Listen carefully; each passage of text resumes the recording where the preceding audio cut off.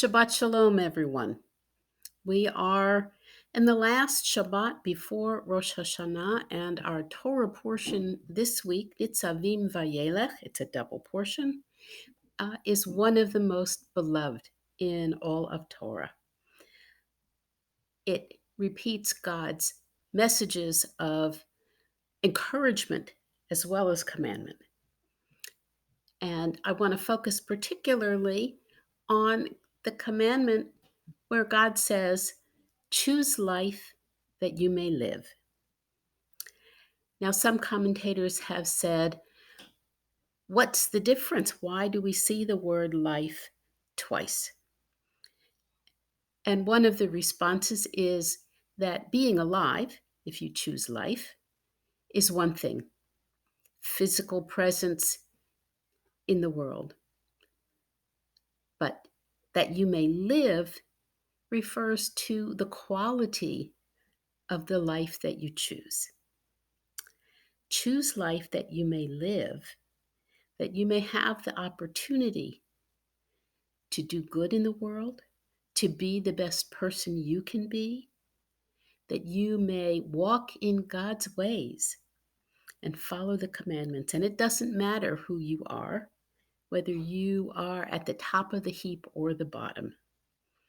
The opportunity is yours to make the choice of a life of selfishness, of greed and callousness, or a life of caring, of selflessness, of contributing to the quality of life, not just for you and yours, but for your entire community, for the world. And I was really delighted when I read the commentary in reformedjudaism.org by Rabbi Max Chaikin, because in it he quotes an old, well, not so old to me, but a folk song, a protest song from the 1960s by Phil Ochs. There's no place in this world where I'll belong when I'm gone. I won't know the right from the wrong when I'm gone. You won't find me singing on this song when I'm gone. So I guess I'll have to do it while I'm here. I won't feel the flowing of time when I'm gone. The pleasures of love will not be mine when I'm gone. My pen won't pour out a lyric line when I'm gone, so I guess I'll have to do it while I'm here. I won't be laughing at the lies when I'm gone. I can't question how or when or why when I'm gone.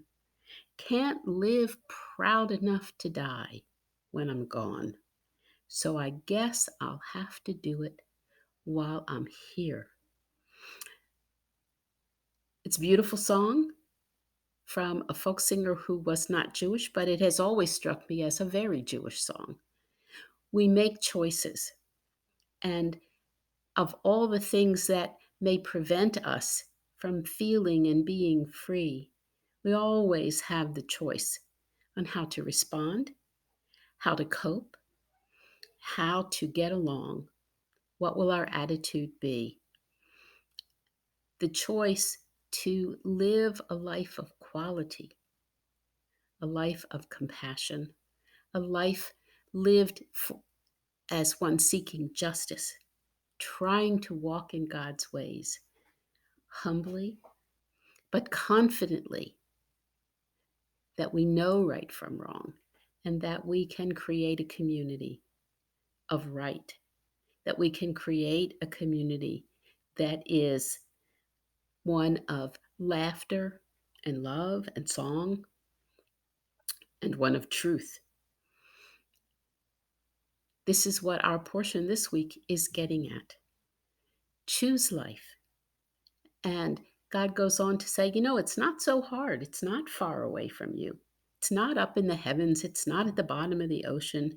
It's in your own heart that you can look inward and make choices and choose to study and learn and understand the mitzvot and then to do them or not.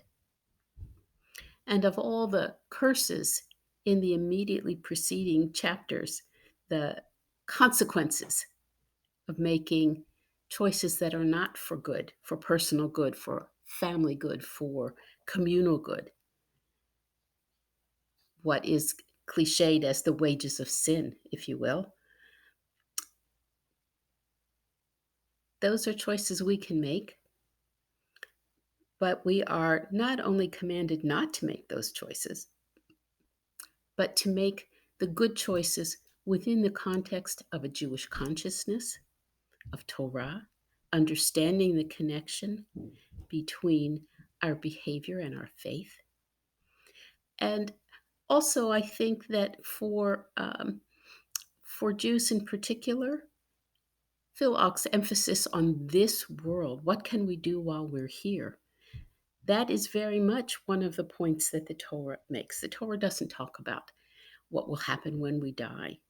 The rabbis teach us to think about what will happen when we die, when our souls meet God.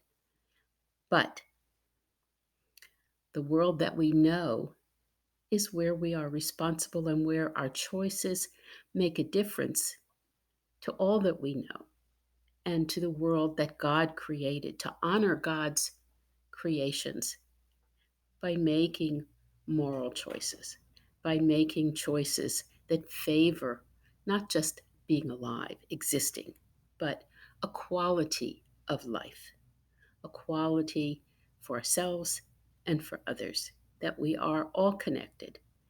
So, this idea of making choices, of course, is very timely because this is the last Shabbat before Rosh Hashanah.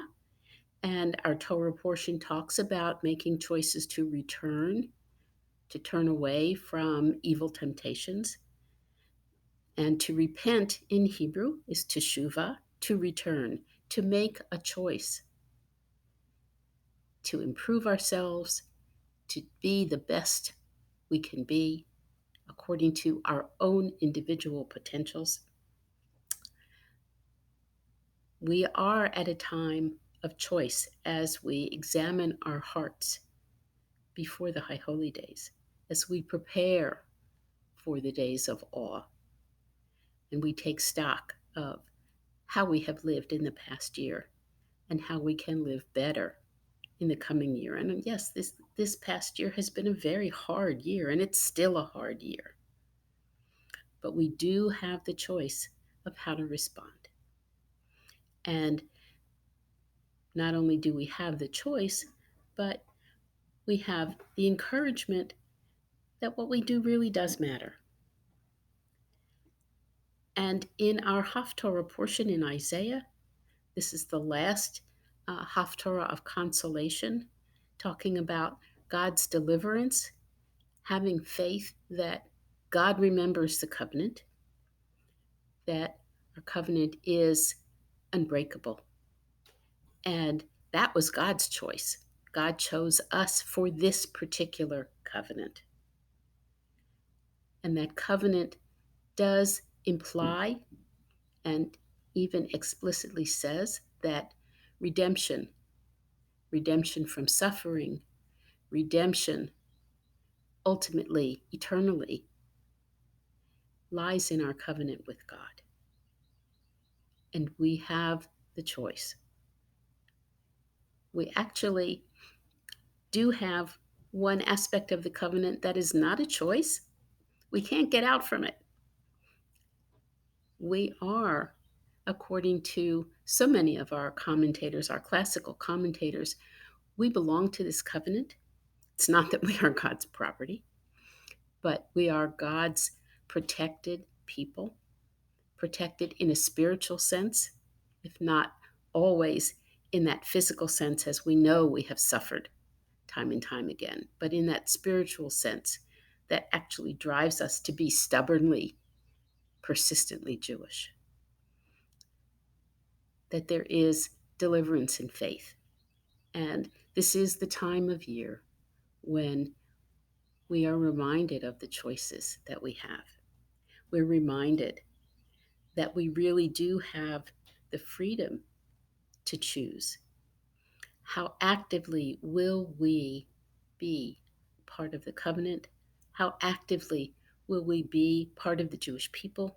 How actively will we strive to ensure Jewish continuity for our children, for their children, for Jewish children everywhere. It is up to us. And we must take responsibility that, yes, we do have a part to play, each of us. What we do matters. It matters in the small scale in our immediate communities.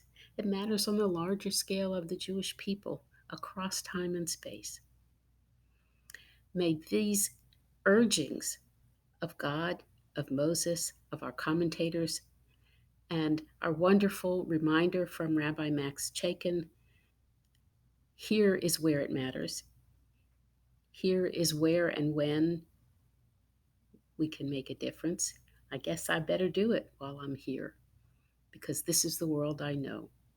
But this world comes with encouragement and confidence. Good can come of what we do if we choose.